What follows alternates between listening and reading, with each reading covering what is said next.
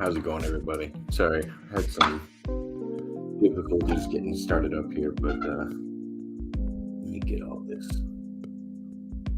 fresh and get this music off. We'll get going. So, thank you, everybody that stopped in. I can't call this history. Like I said on the previous one, this is I guess we'd call it like an alternative history or alternative timeline, or um, yeah, we can't call it history. But I appreciate everybody that stopped in so far. Terry, Wankaroo, Michael, Emily, Canadian, Jonas. Nice to see you guys. Um, I'm going to be going over the uh, the map that we went over before. I got the artist in the description as well, and we covered the interior on the last part. There's a little bit more lore that I want to go over. We will get to those orgs and elves and leprechauns and whatnot at some point. Um, let's see. I think because we're gonna be going over the continents basically on the outside. Not all of them fall on the secondary ring that we talked about yesterday, that red ring, but yeah, they're all very unique. And then like the crazy things to do is actually watch kind of the routes that they take from the old world, as they call it, and the gate itself, and then how far away they end up into the new world. I think it's very significant how far some people get, and it almost seems like the more I've looked into it, it seems like the farther and farther out you get these like strange prison colonies for any countries that did venture that far out. So we'll go over that today. We'll probably go over Shangri-La. Um, we got some stuff to cover with that, and then, like I said, we're probably going to start with a little bit of the lore that I left out last time. We went over some lore in the beginning, but we got to get a little more of it out of the way just to kind of better understand what's going on in the area, and then we're going to go basically.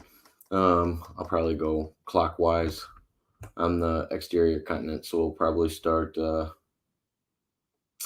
as Xenonesia, Xenonesia, Xenonesia,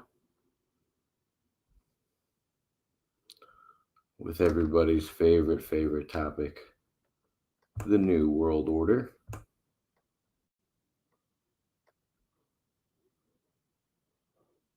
And yeah, I'm gonna turn my camera on and read the chat while I get a beverage ready, have a cigarette, and then get ready to dive into some of this.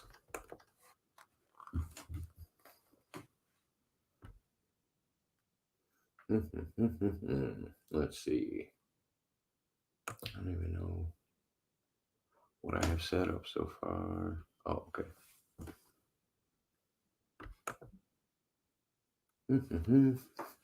But yeah, I hope everybody's doing well. Sorry, that was probably loud.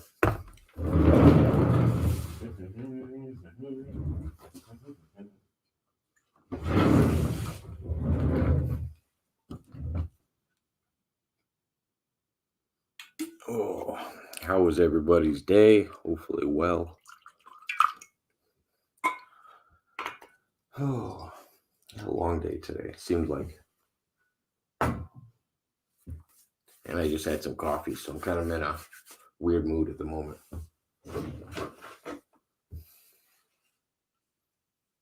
And Wangaroo, to your statement about the orcs, the orc brownies, the author, whoever, or the illustrator and the author of this work, he makes a couple kind of borderline jokes. He also makes some kind of a joke referencing the Goobacks from South Park. I think he calls them like Go Cocko or something weird. But It was a they took our jobs reference, and I was like, oh, and the similarity in the name. I'm like, oh, okay, I know where he's getting it.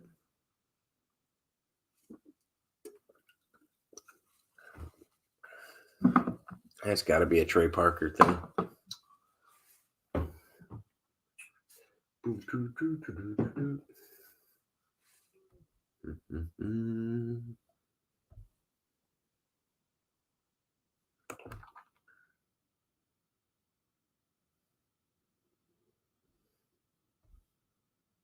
All right, the New World Order. All right, all right, all right.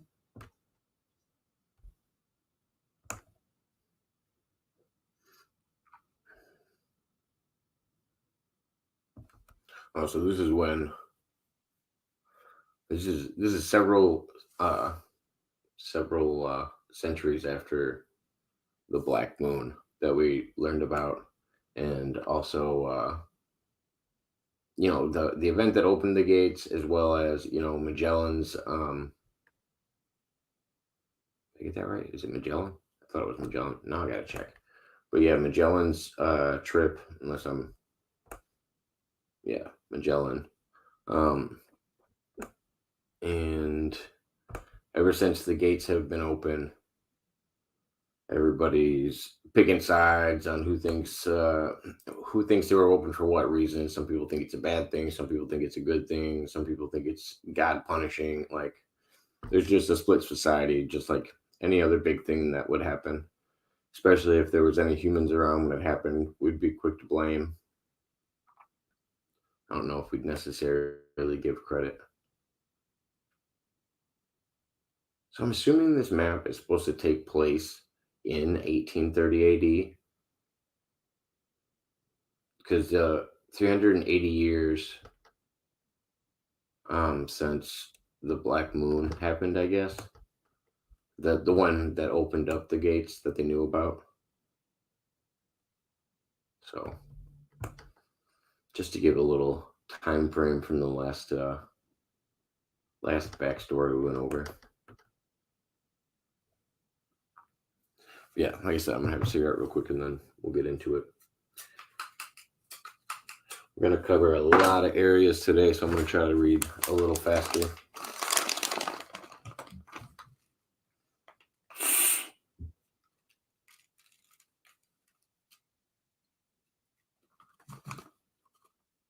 Why do I look like writing? Because there's text on the screen. And I'm going to read it here in a minute. We'll learn about the New World Order. We are going over the Beyond the Ice Wall 1830 AD map.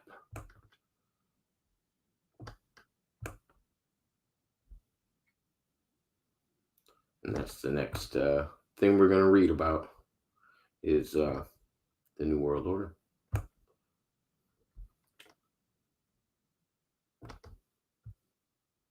That's my story, and I'm sticking to it.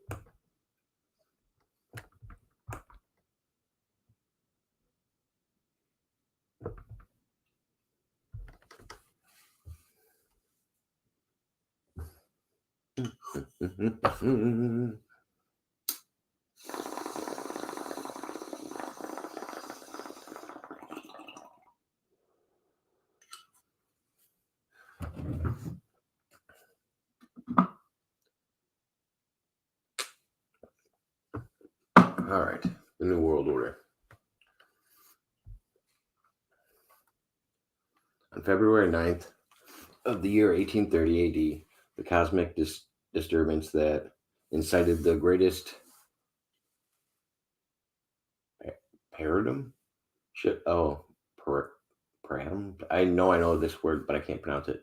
Shift in human history was inexplicably reversed.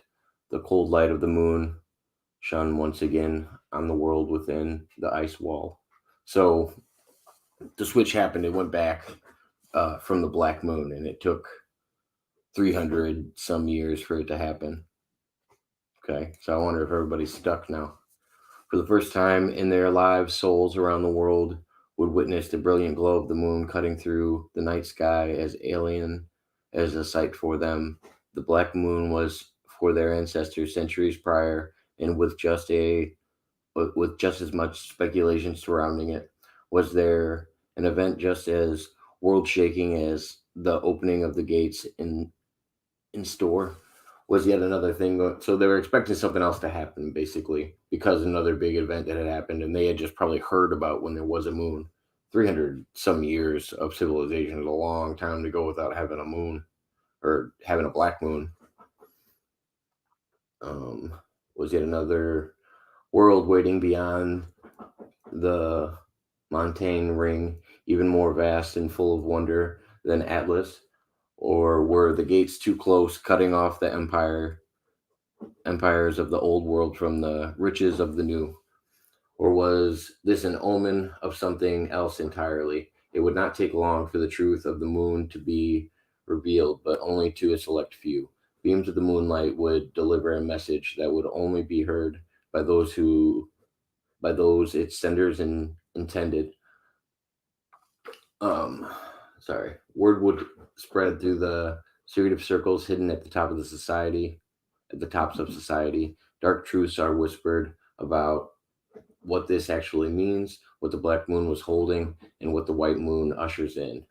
A secret cabal of elites would begin to emerge with this knowledge, guiding them, dedicating them, keeping it hidden from the masses. So this has been speculated a lot.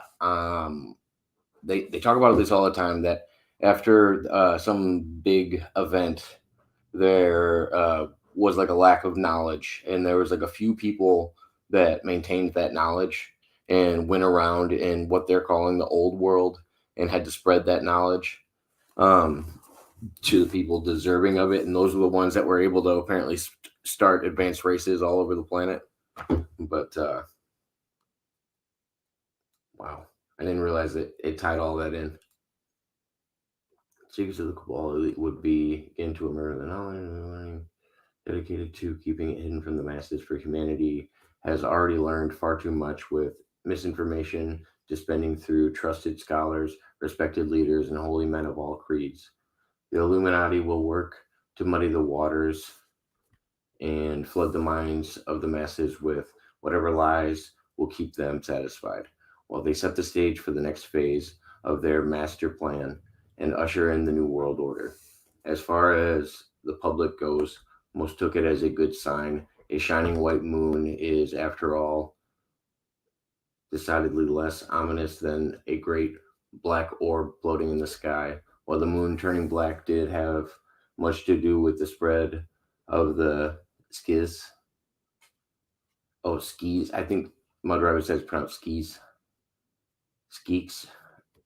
The undoing of this procedure did little to concern them, taking it more as a sign that they had to spread their faith to a satisfactory degree in accordance with their tradition. The Muslim world took the moon as a sign of God's righteous guidance returning to the earthly plane.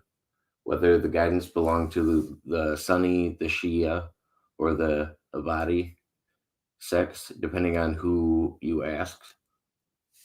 The implications of the white moon were seized by feverish minds in the Chinese world. Now that the region had stabilized and the moonlight has returned, many Chinese citizens are quite certain that the true dynasty of the modern era has finally emerged.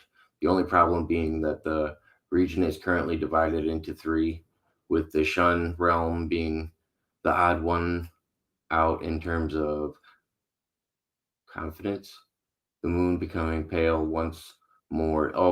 So the Shun realm. We'll talk about that. It's one of the places in the Outer Ring, um, and it's right next to a couple other Chinese places, and one of them's like thriving, and the other one, yeah, not so much. They tell you a little bit about it, but the moon becoming pale once more brought the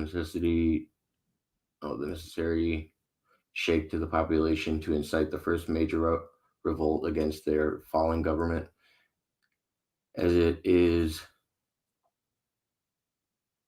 simultaneously crushed between the jaws of their northern and southern rivals.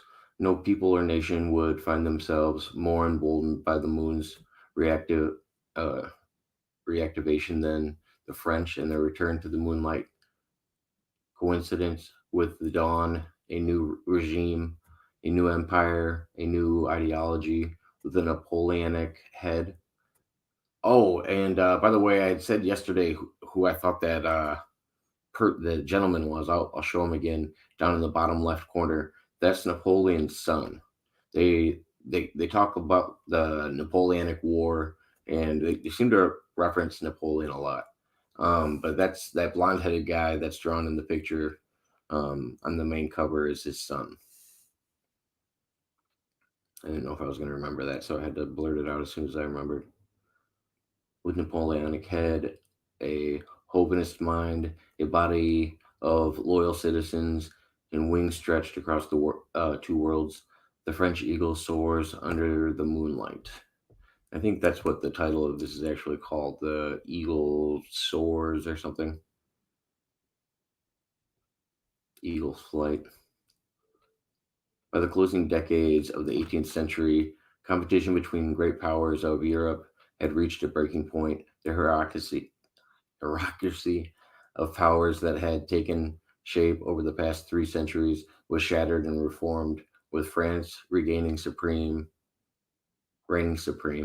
as the dominant force of the Western Europe, humanity's mightiest empire of the known world and beyond. When then the enigmatic Croatian general Napoleon rose to power in France, conflict gripped Europe as the French revolutionaries sought to conquer and reshape the continent in their own image.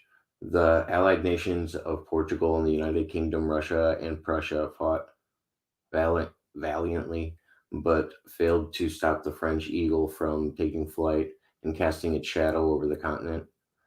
When the Prussian homeland fell to the French hands, the Prussian nobility led a mass exodus to the second globe. Portugal managed to regain its independence and borders, but fell into civil war shortly after, while the other two allies had forsaken Western Europe and shifted their attention elsewhere. Whoops, why do I keep doing that when I'm trying to slide? Along with the fall of Prussia, the other three pioneer nations saw their own various degrees of decline, and the outer world empires they had built would collapse with their desperate territories forced to fend for themselves and forge new legacies as independent nations. The Ottomans saw a series of revolts across their core empire, with the whole of Egypt breaking away under an Albanian regime, quickly establishing itself as a powerful expansionist empire dominating the Red Sea. Venice, thence, may have extended its lifespan through its entrepreneurial ventures in far off realms. But as the second circle was further populated, it lost its economic advantage and once again drifted into irrelevance.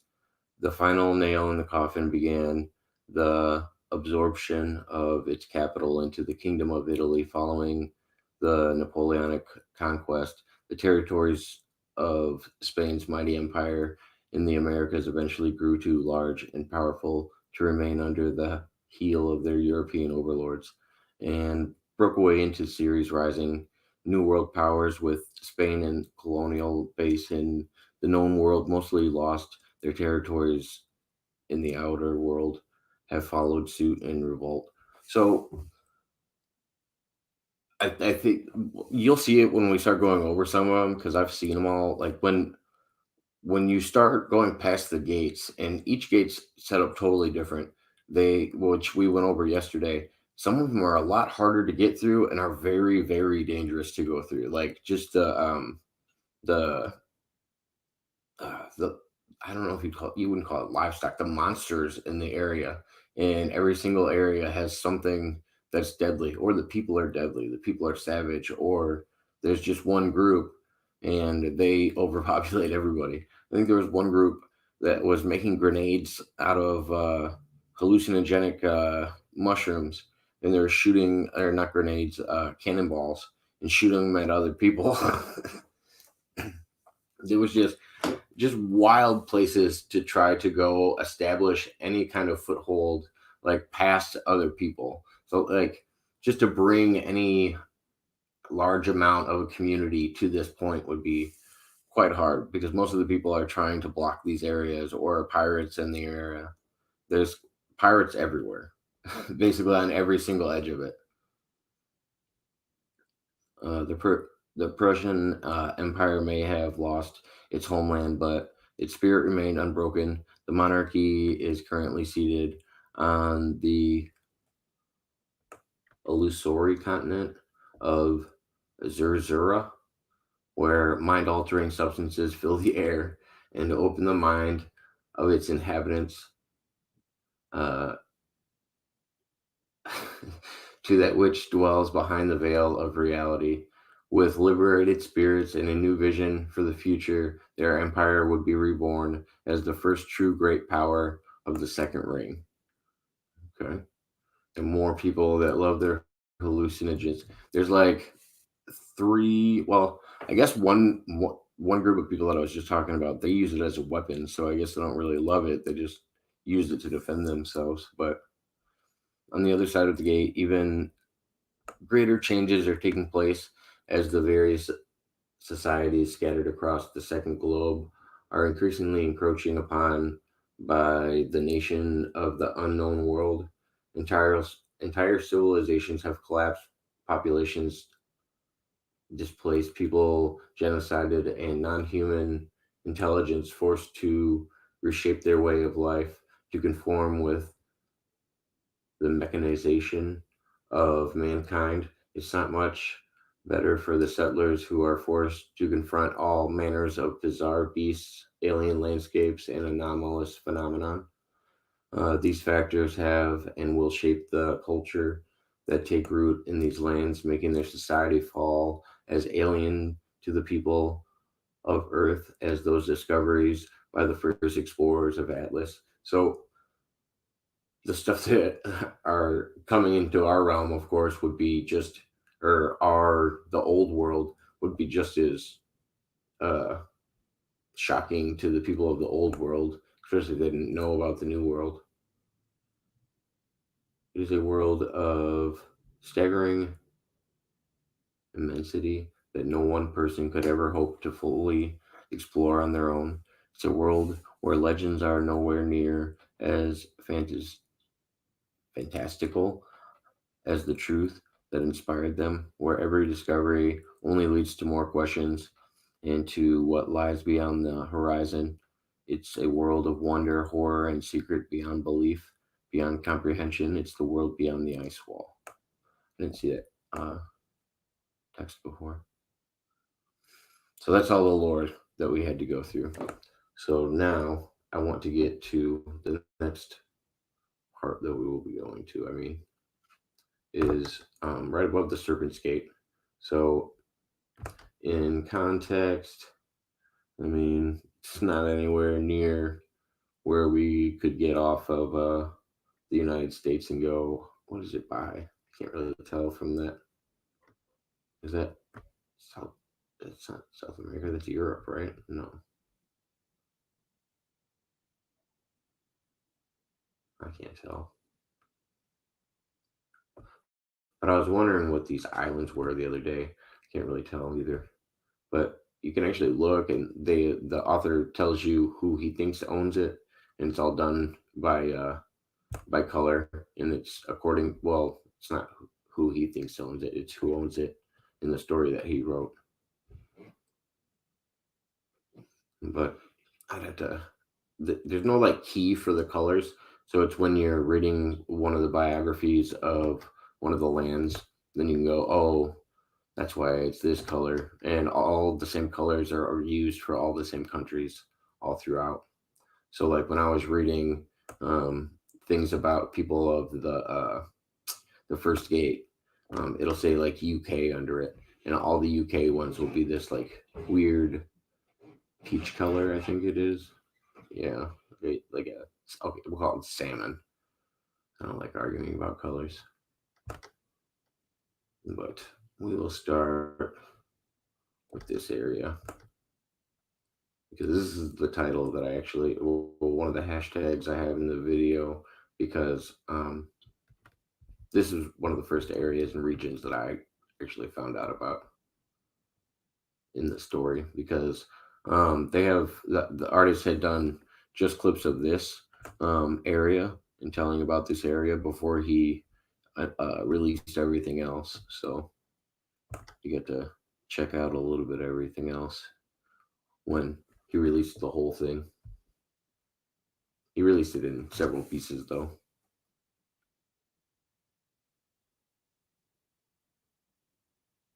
Isn't that New Zealand? Off the, is it? I don't know. It's huge. It's got to be all. Yeah, I mean, I don't know. It looks huge. I couldn't tell if it was New Zealand or not.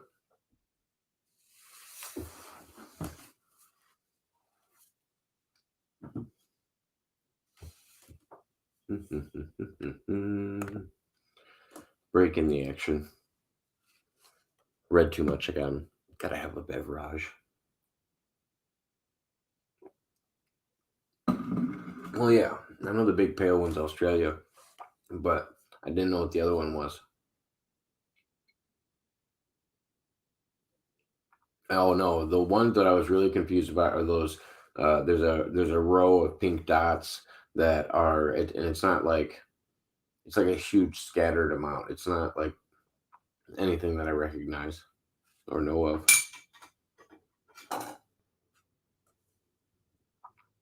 But that's what I was looking into yesterday. They're pink dots.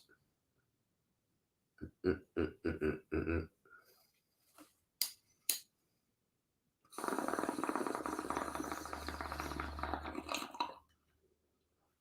I just know they got killer dolphins in the water, right by those pink dots, that are like the worst thing you ever heard about dolphins times 11. So what did I mean by the circle of invasion? What do you mean? Refresh me a little bit more. Does that mean that all the races within are the invaders? No. So I think what they're talking about is, let me give you an example.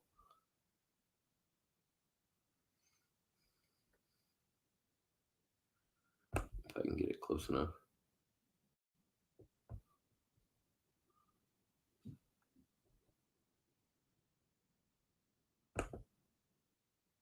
So these are the bleami. And they don't have heads. They're like torsos without heads, basically. Um, these people would be considered like bringing these people around, and there's different species all over that they reference in the Outer Ring.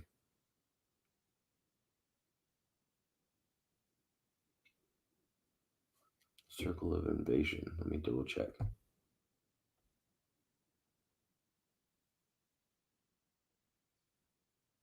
It's interesting because, as you said that, this is the definition of the Great Circle. Let me see. The long-term heart of the Blimi civilization, and the only part still left entirely independent. It is the home of the Big Bleem, the most powerful and respected of the Blimi leaders, as well as the most developed in the most populated land in Xenonesia, especially as especially so far, especially so after receiving hundreds and thousands of desperate refugees eager to follow the commands of the Big Bleem and dedicate their efforts to the preservation of their homeland and the survival of their race. The remainder of the Great Circle would prove strong and prosperous enough to make diplomacy and trade more cost effective and conquer for the headmen uh, stalking their seas. But was there another title that I missed about that? Let me see.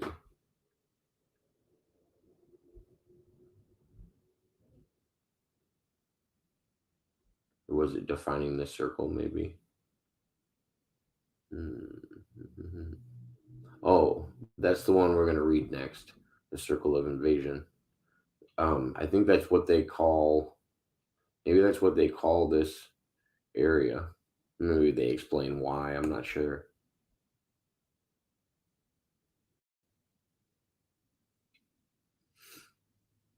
Let me double check.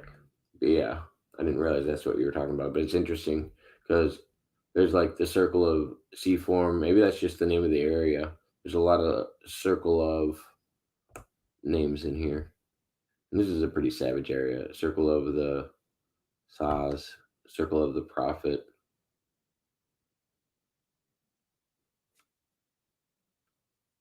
But yeah, I'll get into that one in a second.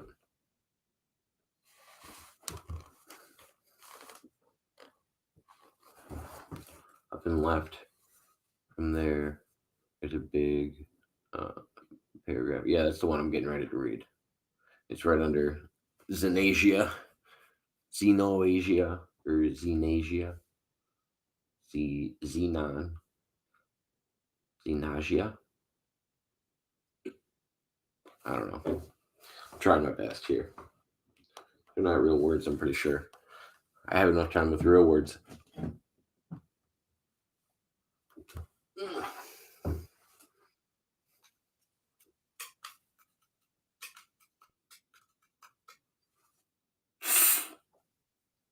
Because that's the area we're going to cover first anyway, so it works out perfect.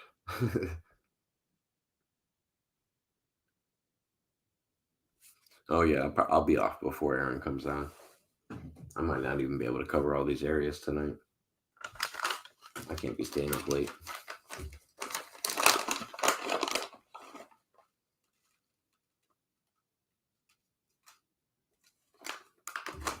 I got a little bit of time though. When's Aaron starting? 9 or 10? 9 or 10 my time. I don't know. He's in the same time zone as me and I never know the time.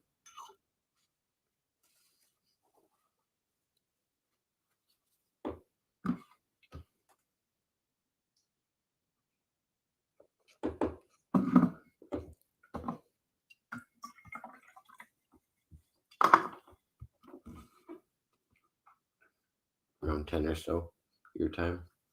So yeah. I was gonna be off before 9. So it works out perfect.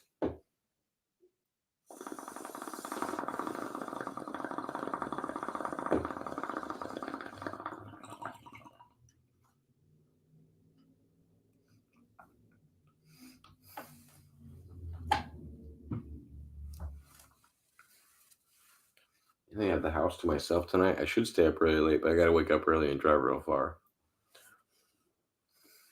Otherwise, I'd do something different. I just drank decaf coffee, and I barely ever drink coffee. I was just trying to have some coconut oil. I never have coconut oil, and I put some regular oil in it. Some like reclaim oil that I use from my rig, and man, it's kind of wonderful. Just a little dab will do you. Nice and relaxing. Then I don't have to sit here and smoke the whole time either. I'm already smoking cigarettes and having drinks anyway. Just kill 2 birds with 1 stone.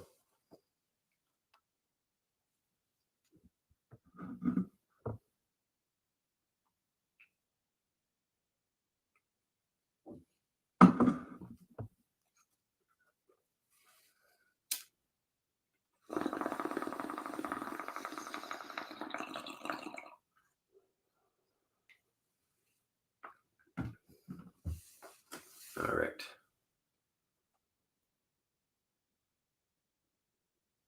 I think I'm going to call it Xenon Asia. I think Xenon Asia is what I'm going with. It's my final answer. Because I'm going to have to say it a lot in all of these.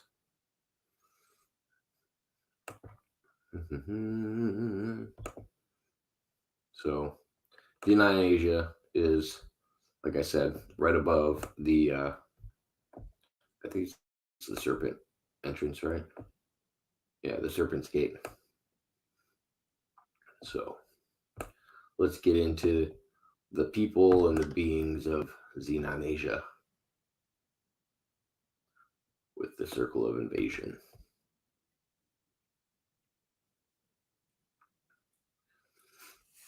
This vast region of oceans plays host to several archipelagoes,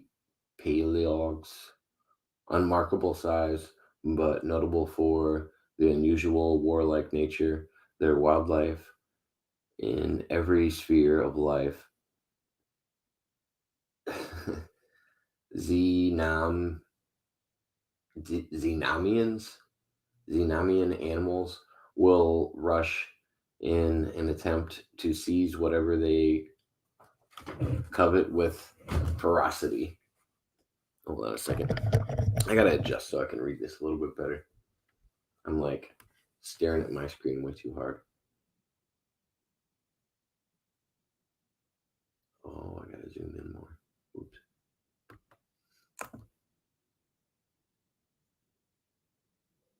Go, gadget, zoom in. There you go. That's the stuff. Hostess.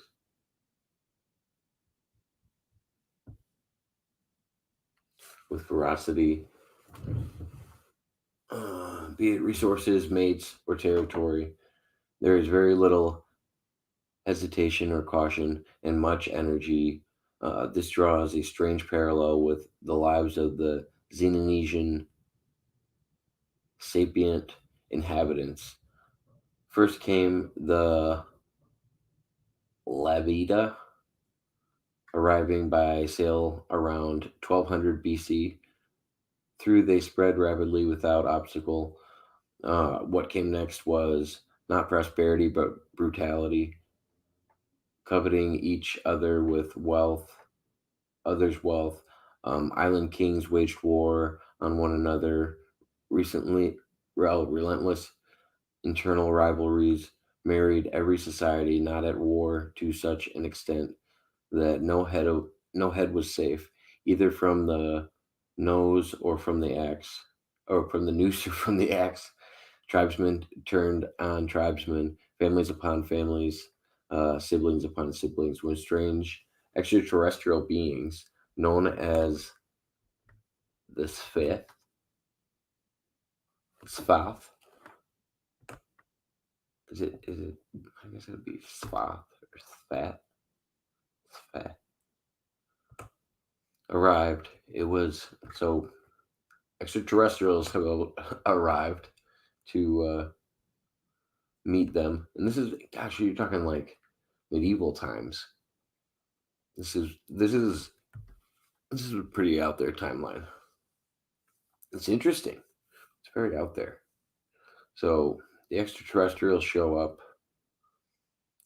Um, it was all one particular kingdom could do to beg him to put an end to all this beheading madness, and without hesitation he did so. So they stopped. They stopped him from killing each other, namely by removing heads with Svath's creature. With Svath created the Blemi. So the creature that I was showing you, um, the aliens created a bizarre race with their facial features on their torso, no heads, a bone plate to protect their most vital organs, and freakish unnatural strength. This this he reasoned would protect them not only from decapitation, but from any further violence, as even unarmed confrontation would was liable to end in mutilation or mutual destruction. Of course, he soon came to his senses and fled the archipelago in disgust, leaving the kingdom to come to terms with their horrendous disfigurement.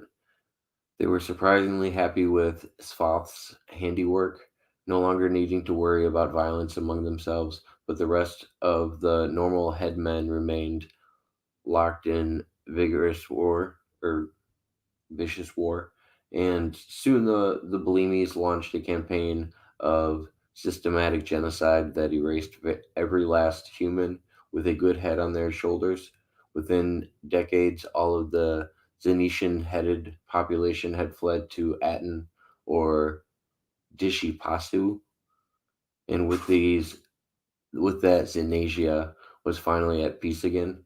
The united government they forged a great circle survived well until quite recently. It was a simple and tranquil existence where a single and benevolent Big Blem ruled over the many cities and social circles of the island. Only occasionally raids from goblin pirates and vengeful Dishipasan and ethnic pirates disturbed their peace until the first worlders arrived. So, God, all the humans died. Basically. Um, let's see. I want to move up from the gate and see kind of who got the farthest away, I think.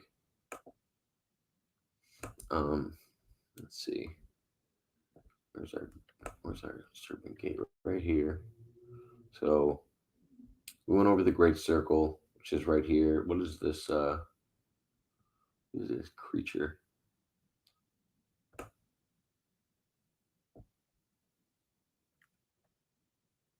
An alpha male Zenesian raider seal.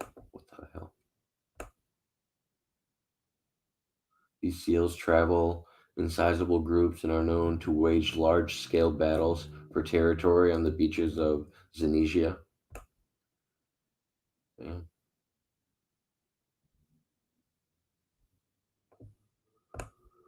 Wouldn't want to deal with one of those. Or one of the people going around lobbing people's heads off. Circle brawl.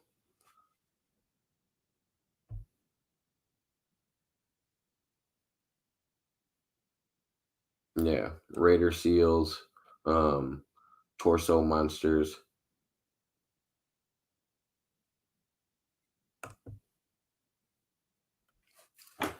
As far as stomaching the succession of lands to what? Kind of conniving headmen in exchange for security against even more conniving headmen goes. The British were an obvious choice, being the most powerful naval force besides the Zenasians by a wide margin.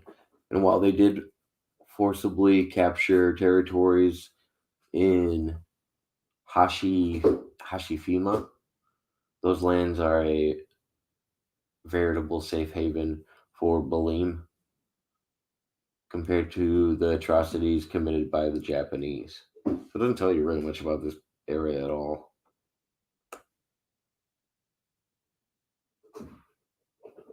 Still trying to figure out how to be a major trade port, a good mix of green Ukrainians, Yugots, and Hawaiians. That's not Hawaiians. What is that? Hawaiians? Circle of the Tsar. This one's also the UK, a warm end of temperature lush meadow plateaus that the British managed to snatch from the Japanese. So they're having a lot of issues. The UK is having a lot of issues with the Japanese over here. Only to use it for garden and horse racing. Most of the native Baleems had been displaced through misleading treaties, leaving the small reservations slash zoos where graciously offered free of cost relocation to Shikadora to escape the Japanese onslaught. So it was a really nice place, and the UK messed it all up because they just wanted to have horse races there. Let's see. I'm gonna keep going laterally to make sure I don't miss anything. Circle of the Cathedral, Portugal, being one of the few human empires active in Xenesia that hadn't invaded and ransacked elsewhere in the region, mostly because they were late to the party. Portugal had an easier time than most gaining an audience with the big blem, so the leader of the blems. Um, when granted them this island territory to serve as a base trade and diplomacy, diplomacy with the eruption of Islamic favor or fervor happening nearby, the Bishop of Portugal have launched efforts to popularize Christianity among local Bolimes to the same degree, although both the Portuguese government and natives have shown little interest in these endeavors. So they're trying to teach them about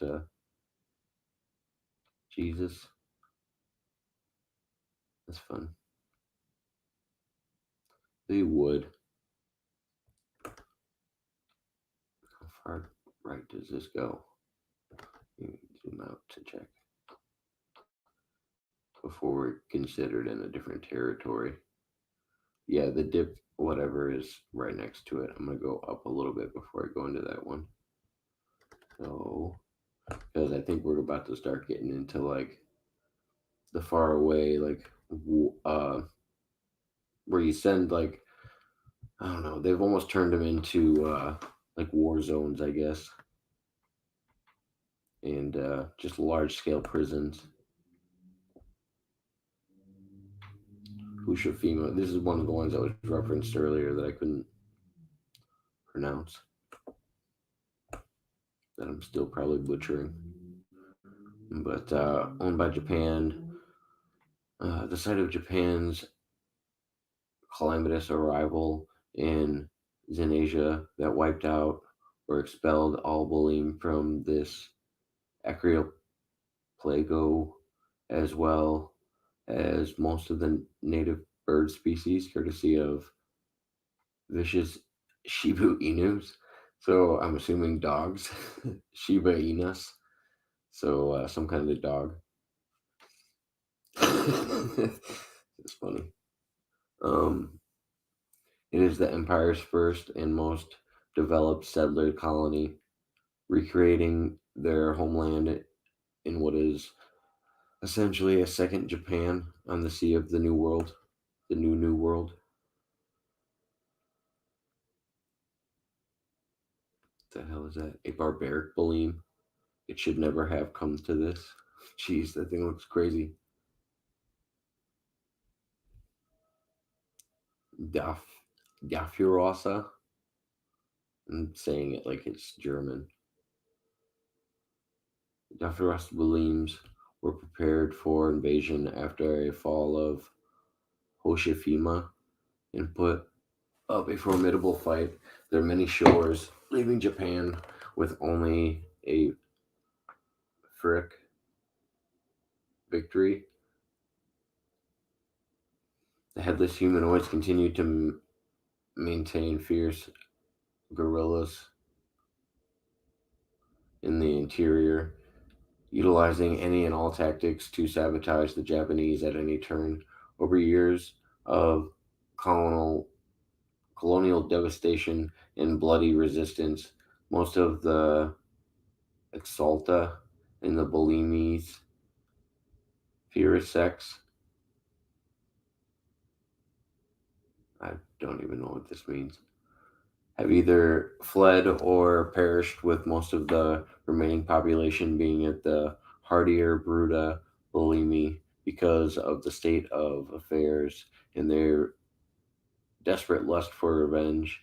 The remaining Bolimi warriors have resorted to a forbidden practice, mating with each other to produce a third variety that, or the barbaric Bolimi. These offspring are aggressive and simple minded beings with short lifespans but possess overwhelming physical strength and durability, exactly what was needed to become the monster of the Japanese nightmares, frequently ravaging settlements and making it impossible for much of the archipelago to be anything but a military colony.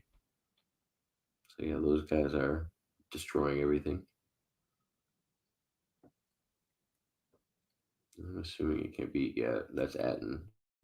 I want to go over Aten like last. That one's the biggest continent outside of the um inner rings. We'll start down here because the farther you get out, the worse it is. That's why I said that like monster island that they had. That was probably the farthest point we've read out to so far. And I'll do this area next. Take a little break here. Yeah, nothing's safe in this area. Like there's just monsters, and if you have a head, they're just going around cutting people's heads off. Definitely not a safe area to be just roaming around if you have a head. Yeah, headless horsemen and stuff running around, conquering civilizations.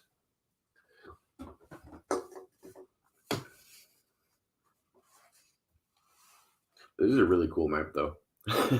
I just love how, like, the more I read it, how in depth the of it was to come up with the storyline, the everything. He basically was world building with his storytelling.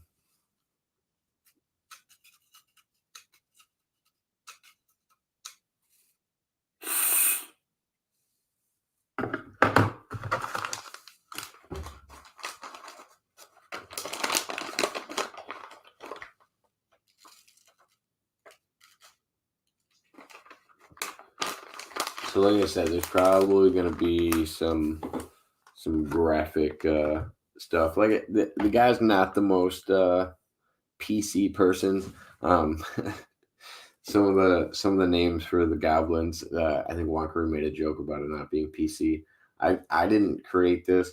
I think that he makes references to South Park. I think Mudrub was here when he made the reference to South Park. Um, or when I read that he made the reference to South Park. Um, I thought it was comical. I don't think he's like got any mean things to say, but it does get a little gruesome when he's talking about some of the stuff on the prison islands. So just a heads up for people, any people worried about trigger warnings or anything like that before we read the fine print.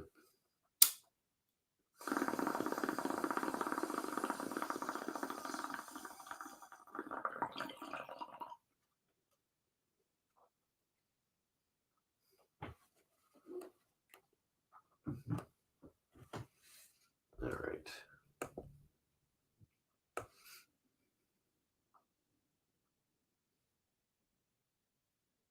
Haven't done the circle of the prophet yet. I did the circle of the cathedral. Let's go from the circle of the prophet over and up.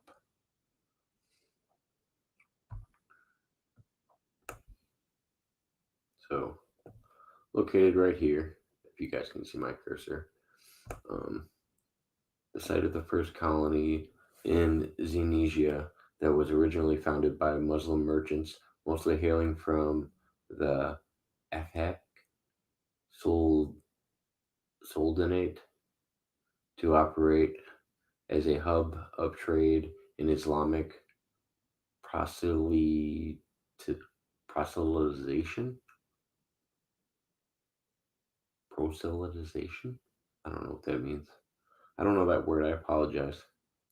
As the Dutch conquered the native regime of Indonesia, this colony would continue to operate as an independent entity, styling itself as the Mecca of Xenasia, a center of Islamic learning, while the prophetess success in converting Balim communities beyond their shores has been negotiable, ne- neglectable, maybe? No? Neglectable? The enthusiasm shared by Balim on the island itself is quite high, and their numbers only continue to rise as refugees from across Zenasia flock here to start new lives as part of the blossoming Muslim community.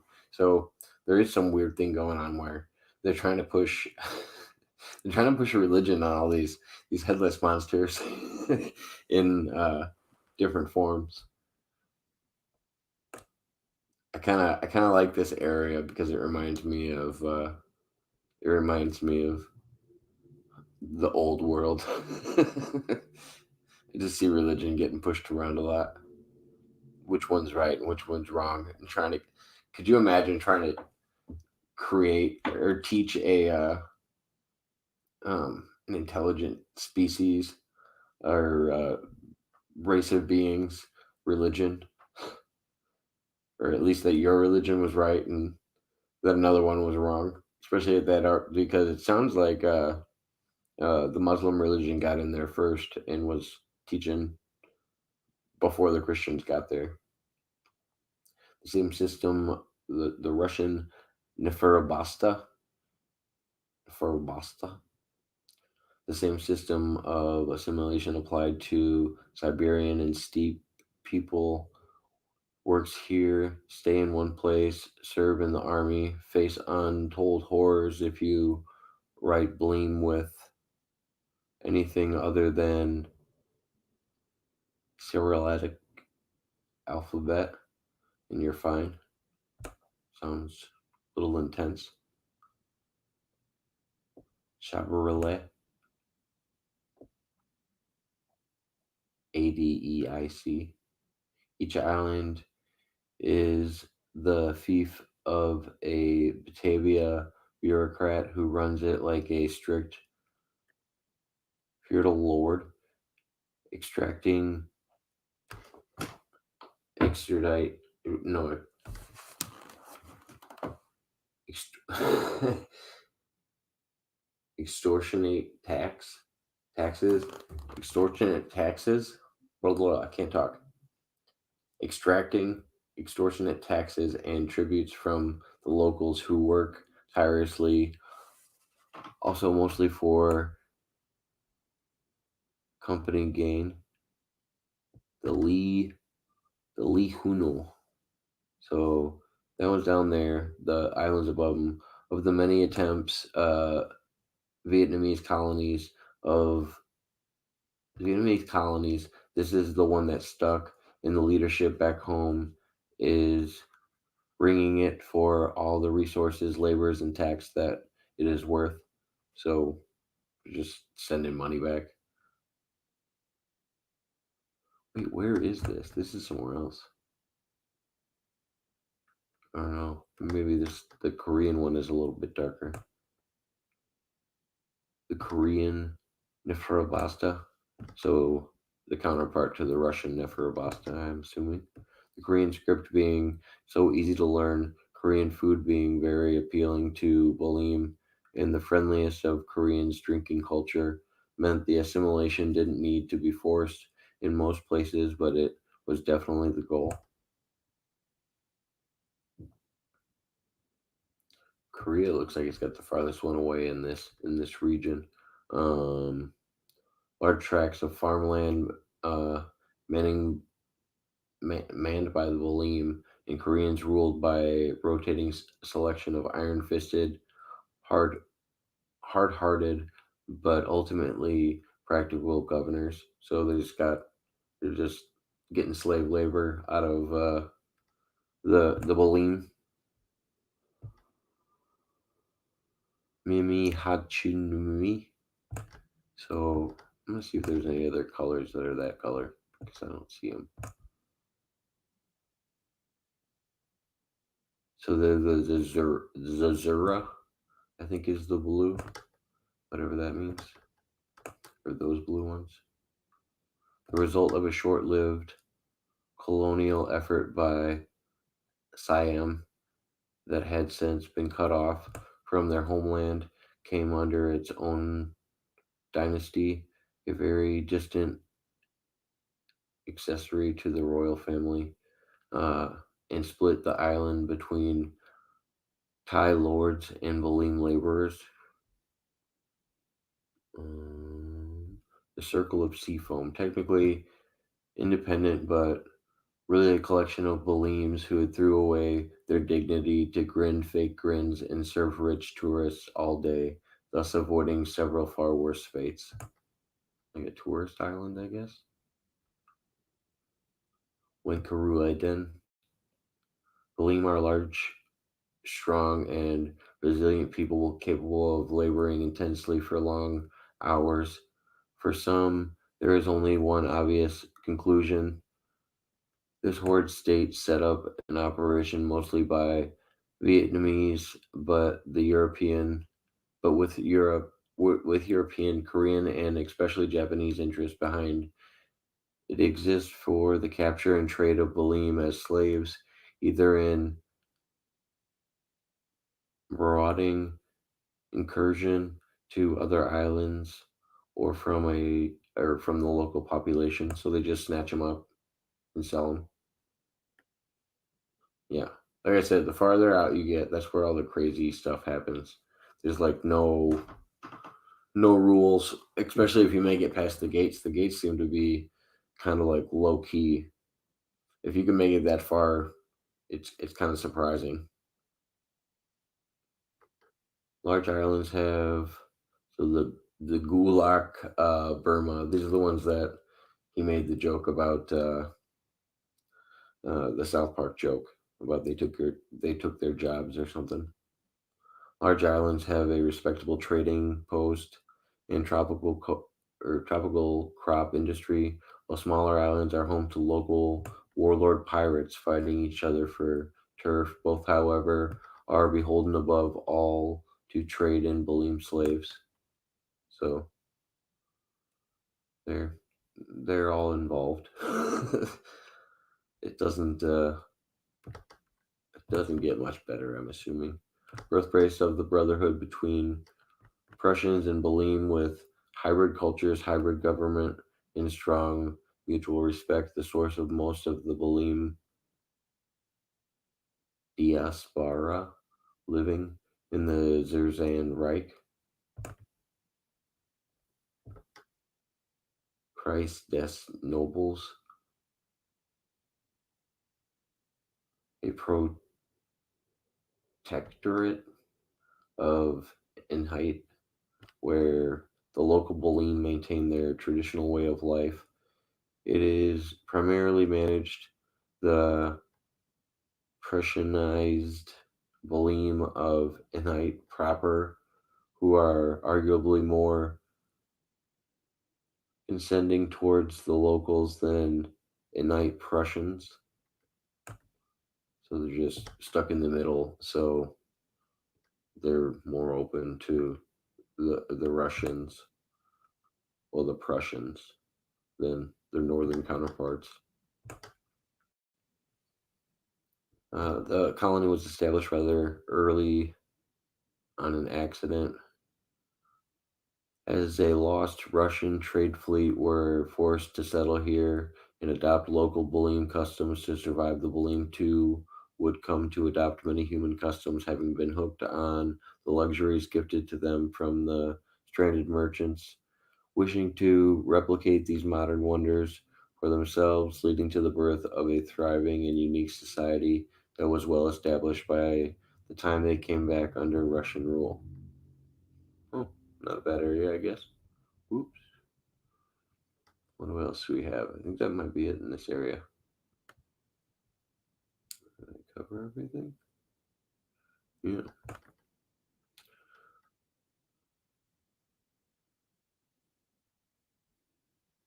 So it's not the worst area. I can tell you that much. There's definitely worse areas.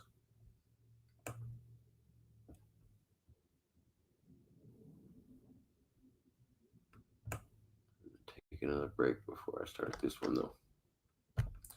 Gotta take a quick bathroom break. They took our gerbs. In other words, Muslim missionaries. Oh yeah. How do you pronounce it? Pros uh, Give me like a what are those called? Actually, I gotta type it in. Be easier. I don't know how to pronounce it though.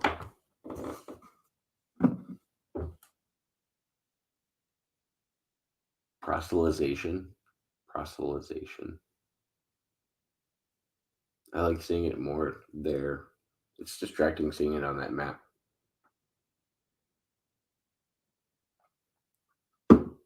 Dishapasu. Dishapasu. I'm bad at these games. Oh no, no, not that word.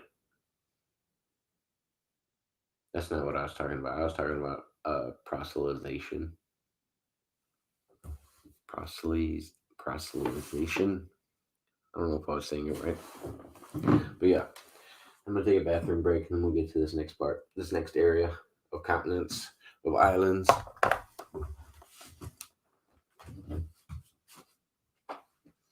Do do do do do do do do.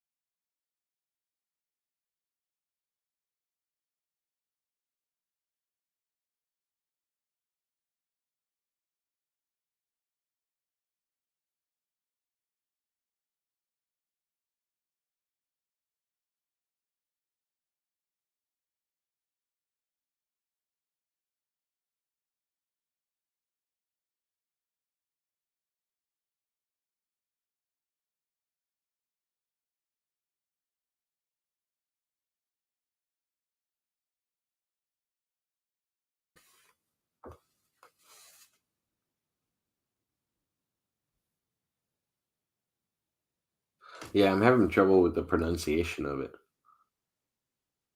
Proelitization, right? Proelitization. How's it going, Jonas?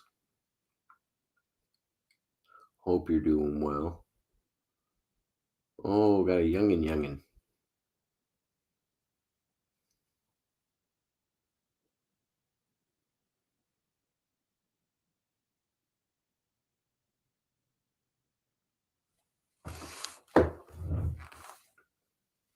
Glad you're doing well. Glad I got to talk to you the other day, man. That was fun. That's we had we dabbled in a lot of conversations actually. Nothing really specific.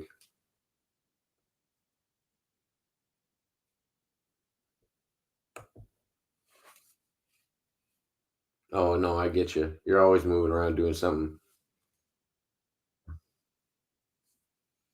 There's no still moments for the first 2 years.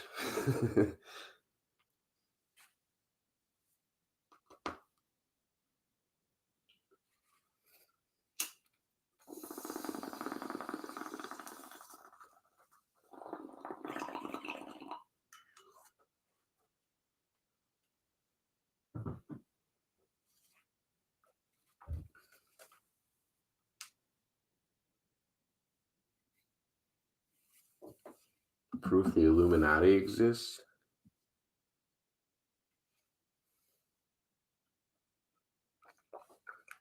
You can't post links. I don't think. Maybe I don't know. I don't know what the rules are. I don't know what channel you're on.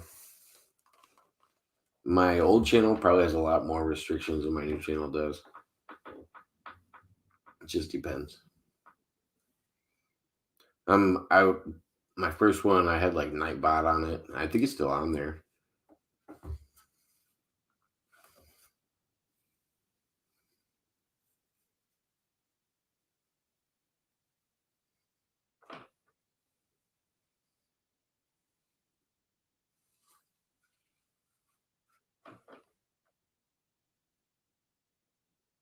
Yeah, no problem. I can't highlight them off of the streaming service I use. I have to go. back and like watch it later to get the thing. So it doesn't matter if it's together or not. Be easier probably for me to remember if it's just add.com to this.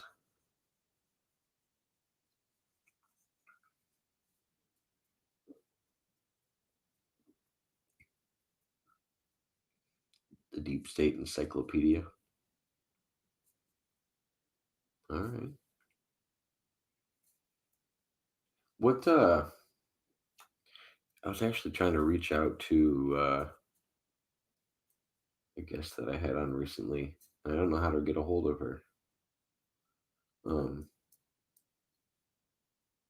I think she was going by an alias.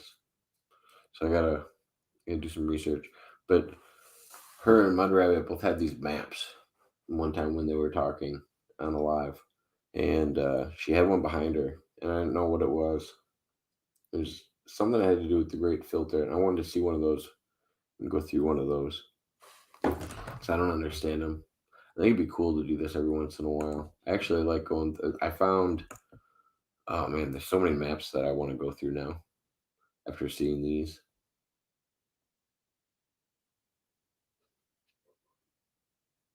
But there's very few that are this in depth. I could go over this for a week, and it wouldn't scratch the surface of understanding everything about it. Probably.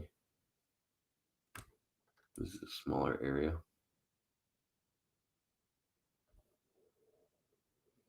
Oh, I want to see what the people look like first. That's the first rule. A calico woman. All right, all right. I ain't complaining. Mosa non Moso no san woman. Mosa no san. Mosa no san kingdom. And the Calico kingdom. Those are fun names. Dishiposo. Dishipos. Dishipaso. Pasu.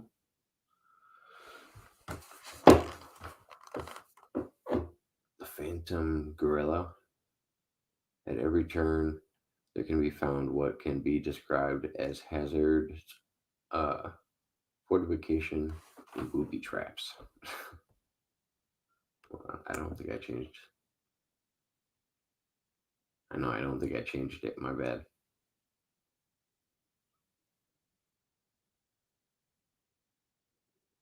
Sorry, let me go back and read it.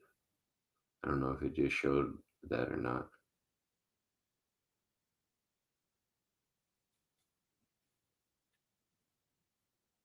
There's no way. There's no way you couldn't send that. Oh, I saw that one.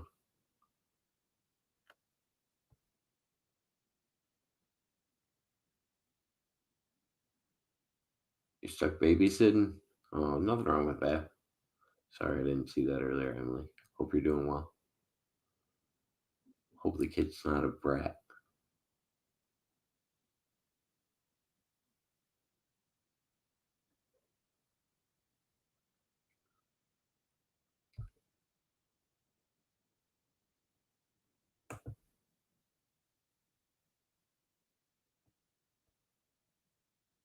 What is it?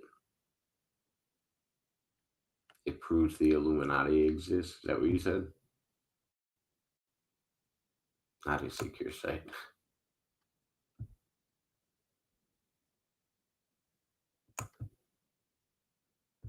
I would assume not. In every turn, there can be found what can be described as hazards, fortifications, and booby traps hidden throughout the wilderness. These islands would appear specifically designed to repel intruders as if they were being fiercely defended by native warriors, but the native people are not responsible for these deadly perils. Instead, they are naturally occurring features, plants, and animals whose attributes and behaviors make traversing these islands a harrowing venture. The native people are known as the Mosanoson humans who firmly inhabit Xeonesia, before the Baleems invaded and forced them to make new homes in these hostile lands. So they're from Xanasia, right next door, that we just learned about. The Mosanoson, the we saw what their female human looked like. All right, Zenguinesia, Sarawak, as well as natural traps and native gorillas. These particular islands were made more dangerous still when Sarawakas dropped off boatfuls of Dayak Bornines to prepare them for administration, which of course they were unable to do, but they can now be found roaming the island, ready to decapitate anyone that didn't recognize as Sarawak.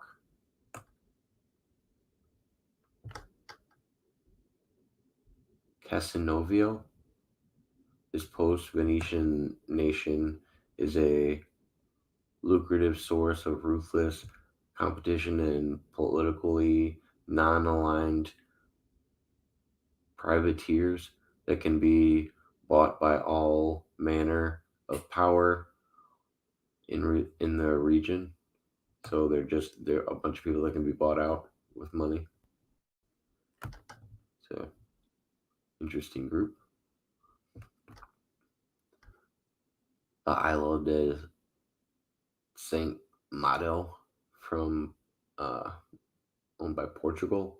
Slaves who kicked it Slaves who kicked up enough of a fuss get sent here under the impression it is sort of the retirement place, but the Portuguese are just hoping to get someone else to tame it for them, so they don't even want to maintain it anymore. It's a retirement community for prisoners, basically. Go back up here and work my way down to the Calicchio Kingdom. Calicchi Louis. Ooh, come on. I need to go gadget zoom. There we go.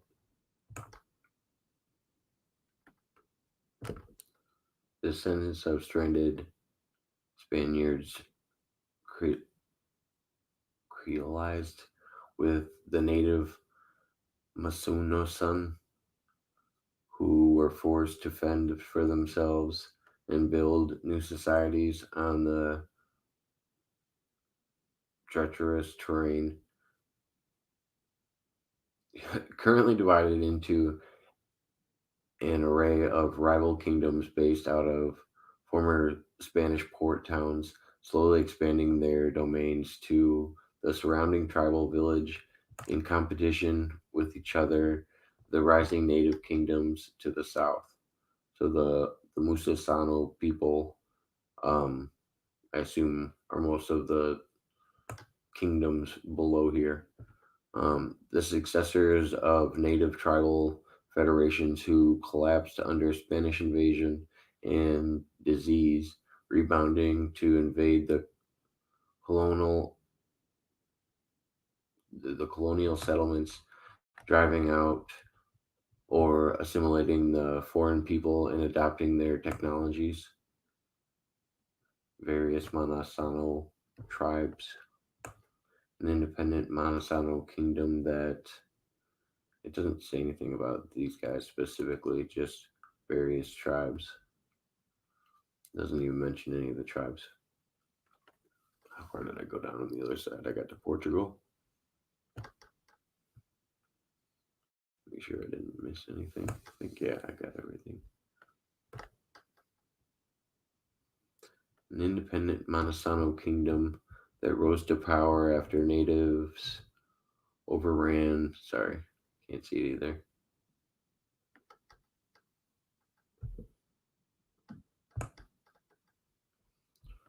An independent Manasana kingdom that, or Moso Mosonosan Mosonosan kingdom that rose to power after natives overran Spanish settlements, killed many, and assimilated the rest.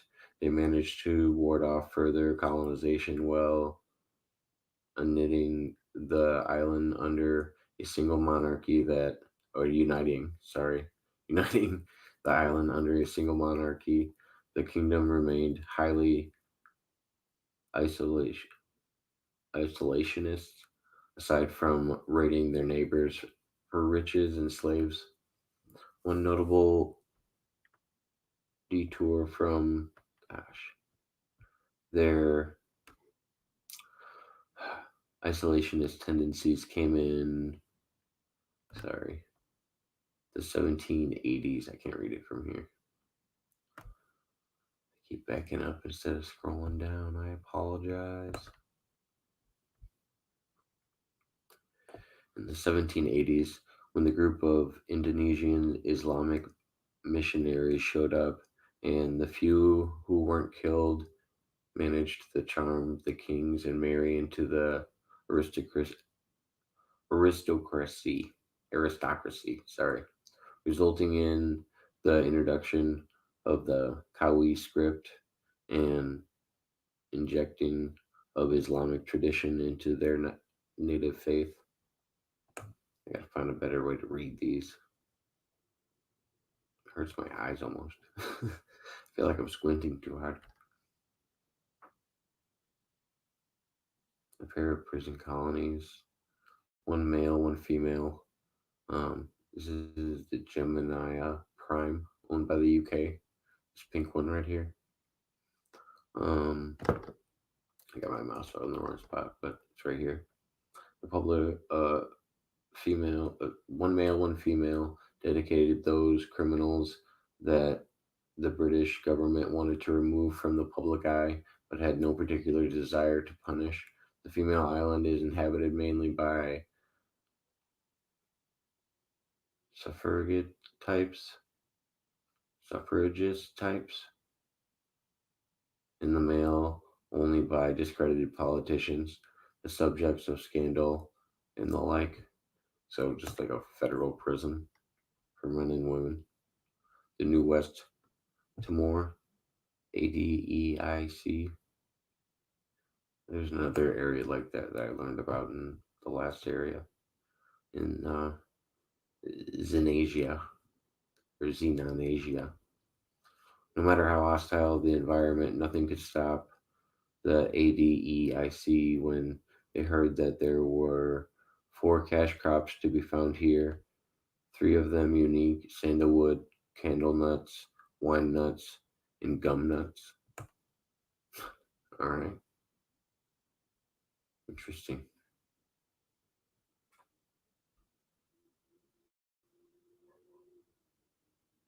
Territories with no inner circle. What is this for?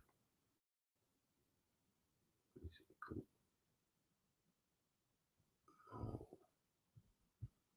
this is for Geminesia. What's in Geminesia? I gotta check something real quick.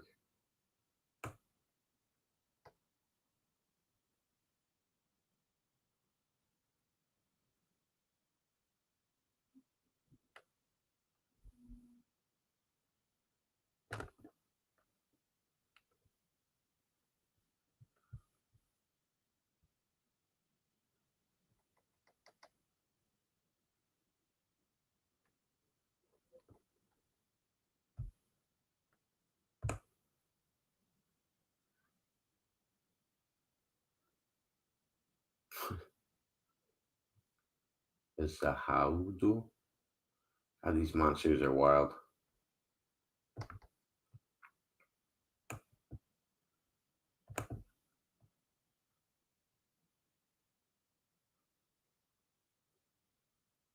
I was no Shangri-La's farther down. It's got to be in the other continent. That can't be the biggest continent. I thought Atlas was the biggest continent, or what? Aten? Maybe I'm wrong. one looks big too,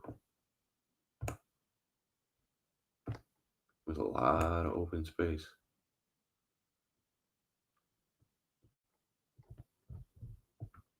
Is this a whole? This is Shangri-La? Big down in this. Whoa. There's more oceans down there. Wow.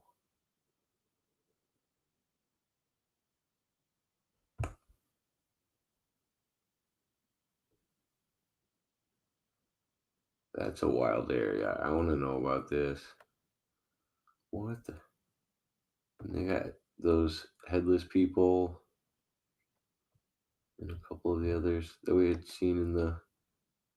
Man, now I'm getting way too. I'm getting way too lost in this thing. There's so many areas to cover. I want to cover another small area. That one's gonna be huge to cover. I gotta double check how much time I got. So I'm gonna go to the area right in front of the Tiger's Gate. Looks like we got some interesting stuff over here. And this is Napoleon's son, who I was talking about, that the artist drew. This is supposed to be Napoleon's son. He was supposed to be some kind of great warrior or leader. But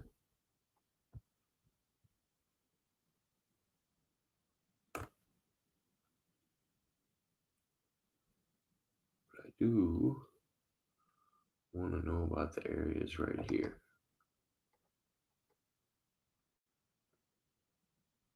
Why is this here? It's just on there.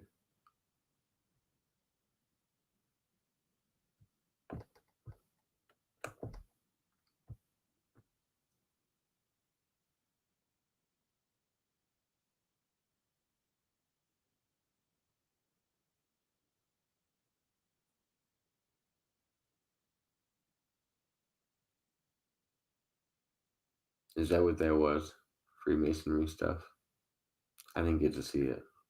Sorry, I was just reading the comments.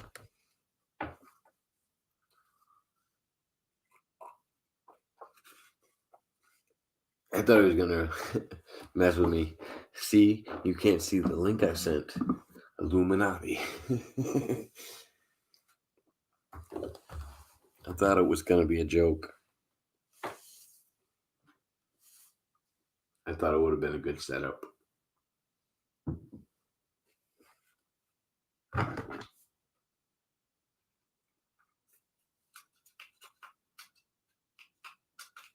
Have a good evening, Jonas.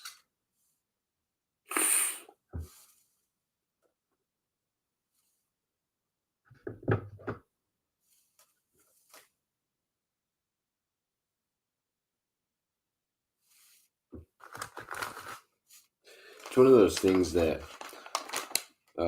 cannot be confirmed or probably cannot be denied when it comes to anybody having that kind of knowledge in Freemasonry. Wouldn't tell anybody about it, would they?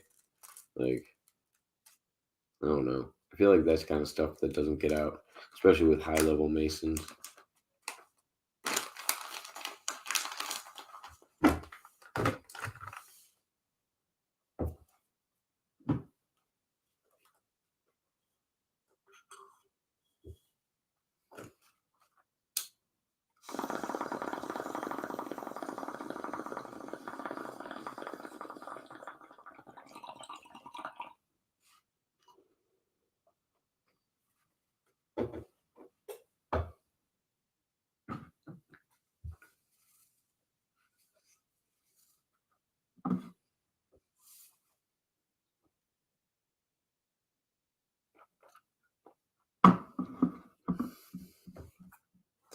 Yeah, I'm pretty sure it would be out of your information you'd need to know. They'd be quick to not tell you. It wouldn't even be a discussion. Let's start with this little thing down here, and then we'll move our way up. Because because I did want to cover Atten. I might have time for Atten. I just had to check the time too. See where we were at. We got some kings down here now. All right. Is this the area? Scribortia.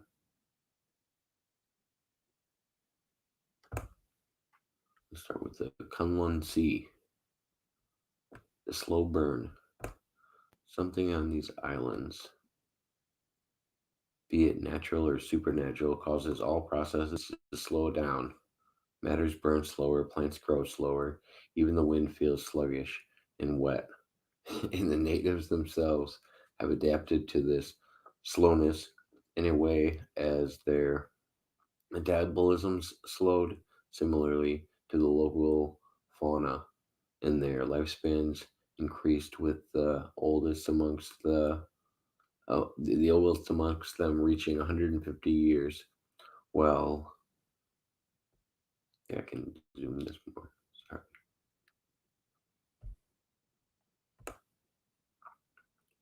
Well, the Ar- archipelago's position makes it a strategic point for a port. The island's slowing natural makes it nigh impossible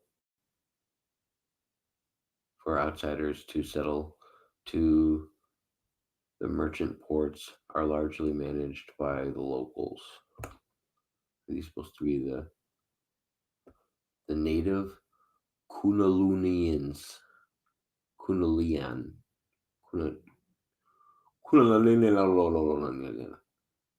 At 120 years old. He's about to reach retirement age. Jesus Christ. You get 30 years after retirement. Oh, wow. It's a busy life. Busy, busy life. Maybe you just work a little bit at the end of your life because you got so many people living. I don't know. The Kunalini, the Kunlun say, with delays in scheduling errors seemingly impossible to avoid here, colonial powers from the known world gave up on trying to claim territory and administering them directly, and so the native inhabitants maintained their sovereignty with little resistance. The Clunian people trace their roots back to ancient Sumer, first arriving on the islands as their city was being razed by Sargon of Akkad. Is that a reference to? No, it wouldn't even be a reference. They're probably talking about the original if they're talking about Sumer or Sumer. God, that would be an old people. That would explain their age more than the slowing, the slowing area. Their ancestry found themselves trapped in a flaming city, forced to run through the inferno in a desperate attempt to find shelter. Miraculously, they managed to escape with their lives, diving into a nearby river to douse their burning bodies. When they surfaced, they found themselves in an unfamiliar land, which they initially believed to be some kind of afterlife, alone in a land of peace and abundance. These first Kundalinians would establish a society free of war, with not a single large conflict fought between the cities, states across the entire history. Yeah, it's like Garden of Eden over here. They came out to a good place. What's the? It's about as far south as I'm going to go off of the gate. The the Scrivenorita, Scrivenorita, treasure of the pirate queen.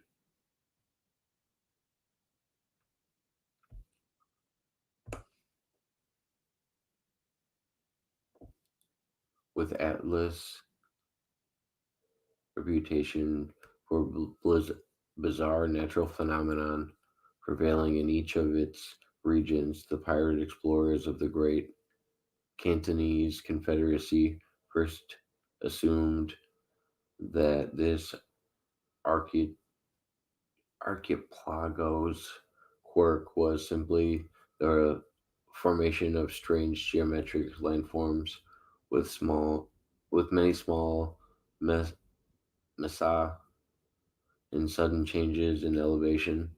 As they began to settle and investigate their new home, they found they would find the truth of, I can't even pronounce this, Sk- Scrivener's original, and then it makes me, it like throws me off completely once I like try to take out one of those names that he created.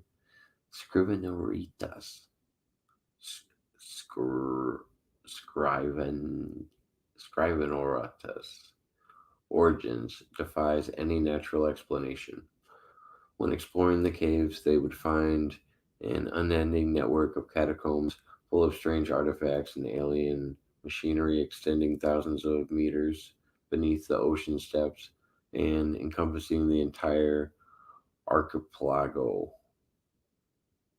This discovery would reveal that islands of the Skivernorta were nothing more than the tops of the highest tower of a massive megacity the size of a large nation, so ancient that it had been caked in soil and sand sown despite over millions of years. So this, oh, well, let me see. You're talking about the whole area, I'm assuming, because everything's got to be, because they were referencing something sticking up, so it's got to be just this is the top of the ancient city, and they just know what's under there. It does kind of look like a mound the way it's highlighted, or where it's shaded. I mean,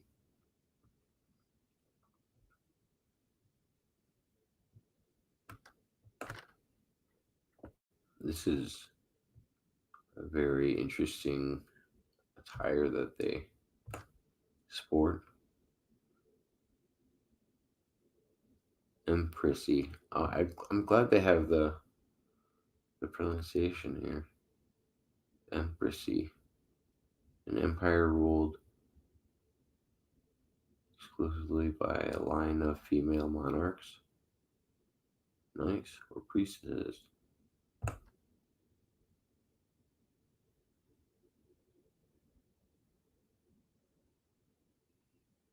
Okay, so the people that are on this land, after fleeing Aten, the pirates of the Great Cantonese Confederacy found they could no longer sustain themselves through piracy on the most vacant waters of the new ocean. The crew disbanded and many ships departed to see new opportunities elsewhere. The rest chose to continue following Empress Puhoi Puhoi the second, maybe, who founded the first city in Scrivelorta, an archipelago encompassing the ruin of an ancient urban megastructure, that the centerpiece of which began a giant statue exploring a labyrinth of derelict ruins, recovering ancient artifacts, and learning to harness their still functioning mechanisms. Is the culture's foundation of the Hoidurizen Empressy. So, gosh, they were using the alien technology. That's cool. Pirate Empress Puhin, the second of the Great Canton Confederacy, after her grandmother escapes in the South China Sea and eventually forays into Zenisia and her mother's great feats of adventuring with the hobgoblins of Atten. She earned her place in the history books by leading the fleet into undiscovered oceans and establishing a new nation on the Isles of the Scrivenerota.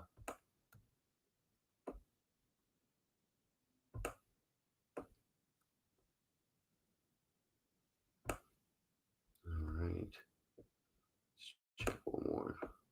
I want to see one more area above this because I know Atten has actually the some of the beings that we were looking at in the beginning in the opening scene, and that was one of the ones I wanted to go over, but we didn't really get time. I want to make sure we get time next time. So I know what we're going over next time. I know I went in front of most of the gates and started on top. Archipelago. Archipelago. Archipelago. What's going on, Kenneth?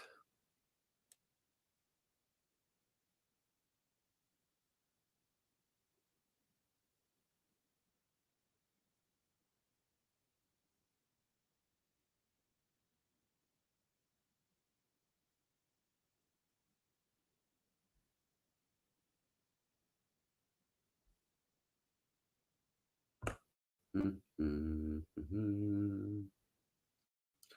don't even know if I want to do the whole area, but I will cover the people that are in it since I'm not covering the whole area.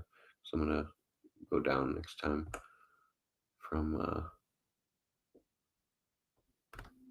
Atten.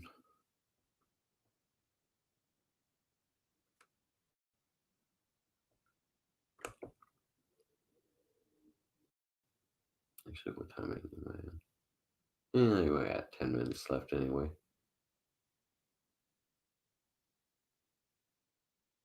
Accent is on Pel.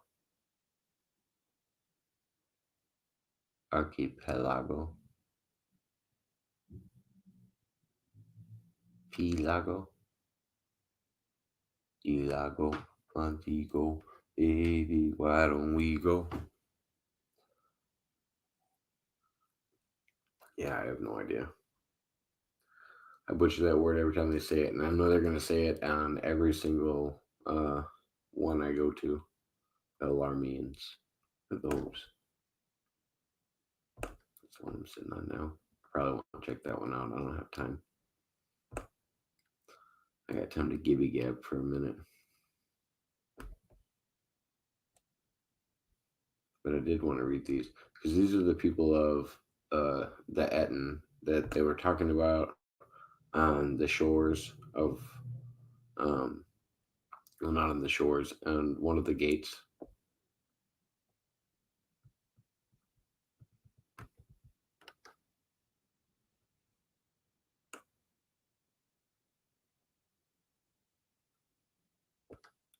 The Dudens of Eden.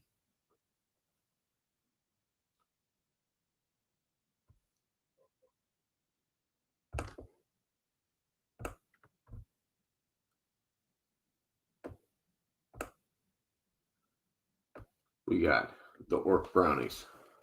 Average height 150 centimeters. I'll give you a little once over what they're about. Regions of South Central Aden.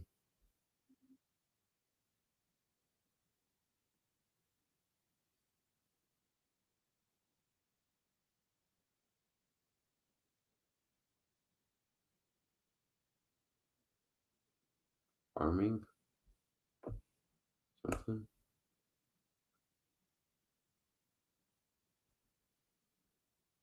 It's all agriculture and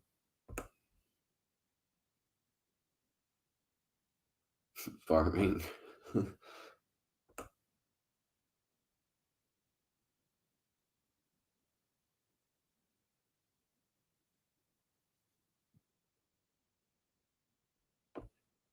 They have a lot of influence on the gnomes and the goblins.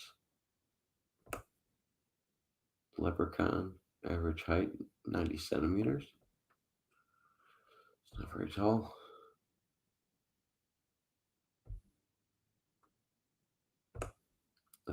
Leprechauns are the most ancient and archaic branch of the Dundas, inhabiting the wastelands and jungles of the far eastern Aten since first settling foot on the continent nearly 1 million years ago.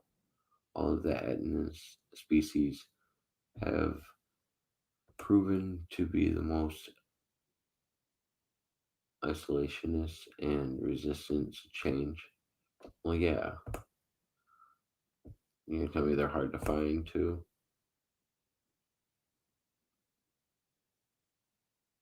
which began building permanently settlements and fortresses to defend against goblin pirates on several occasions. All right.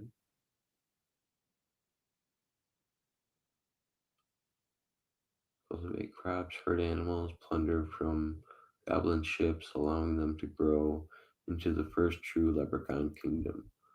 The leprechaun widespread mistrust and general disdain. Oops.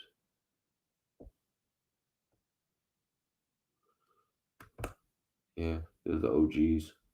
I bet the gnomes are the second oldest, right? Gnomes are dwarves, are native to the temperature. Wait, temperate islands. Oh, so they like the northern. The gnomes like the northern weather.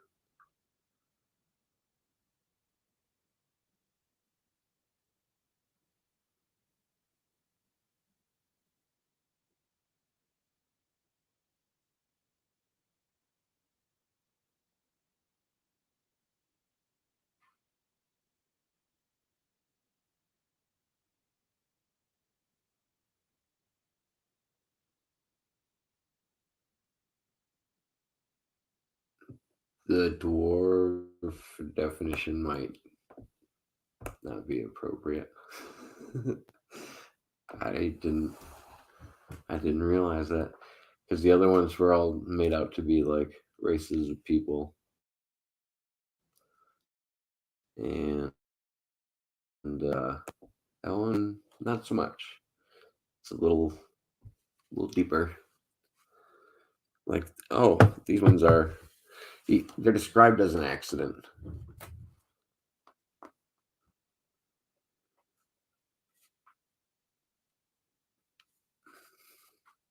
What about the hobbits? Are there hobbits on this one too? I didn't think I had the hobbits on here. No, hobgoblins. What's the tallest of these things? The orc brownies, 130 centimeters, same height as the dwarves. Or no, the hobgoblins are 145. We got a 150? No, 150. Is that what the brownies are? 150. I think the brownies are 150.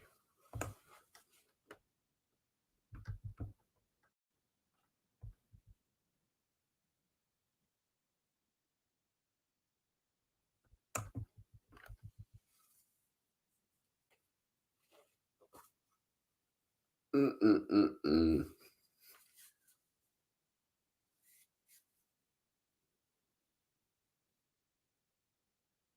Solid test. Wheat from the chaff. What? What are we talking about?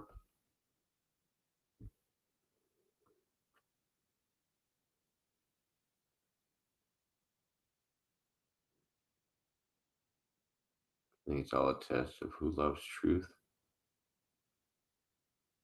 It's by loving the truth that we know how to love people in the right way. What about people? Well, what about people that don't want the truth and they want to enjoy artwork because um, and they want to enjoy other forms of art and just the positive things in life rather than getting all the truth, because sometimes the truth can be painful. How do we get past that point of wanting even the painful sides of the truth, you know? I think that's the hardest part to get across to people. That's why people don't dig They might find something they don't want to hear.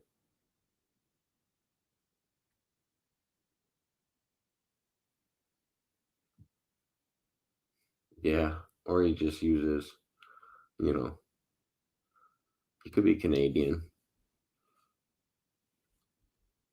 There's a good chance he's Canadian too. French Canadian, maybe.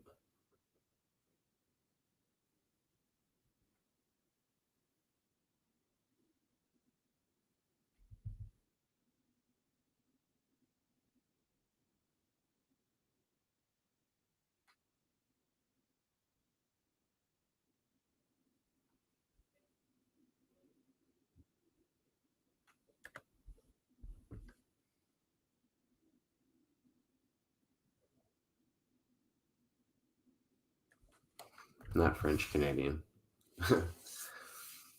Well, I appreciate everybody tuning in tonight. I'm gonna actually wrap it up on that note. But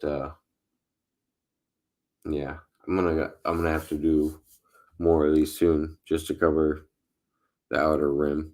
And there's still whole other sections I want to go over. So I'll talk to everybody soon. Have a good night. Cheers, Jonas. Stay safe.